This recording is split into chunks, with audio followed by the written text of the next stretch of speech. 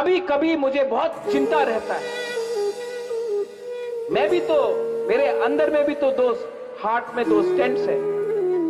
कभी कभी हमको बहुत चिंता लगता है आपके बारे कि आप लोग बुबागरा, आयुब लोग सब बोलता है, बुबागरा हमको बचाओ बोलता है।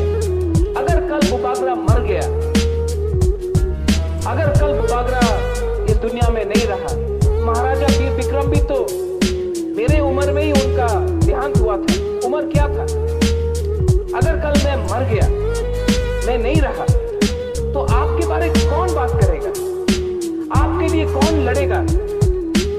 कौन सुखी? सोचो।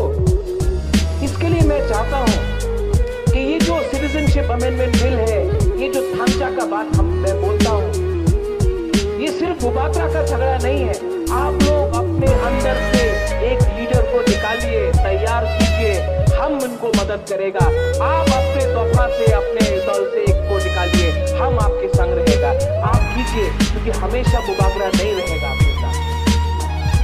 हमको परवाह है कि अगर मैं कल नहीं रहूं तो आपका क्या होगा। मैं सबको प्यार करता हूं, सबको प्यार करता हूं, क्योंकि ये जो इतिहास है, ये जो ये है, ये हमारा है। हम ये नफरत में हम एक दूसरे से लड़ेंगे नहीं। इसको बोलते हैं ढांचा। हाँ, हमने प्रॉमिस किया था, हमने वचन दिया था कि सिटीजनशिप अमेंडमेंट बिल हम राज्यसभा में रोकेंगे।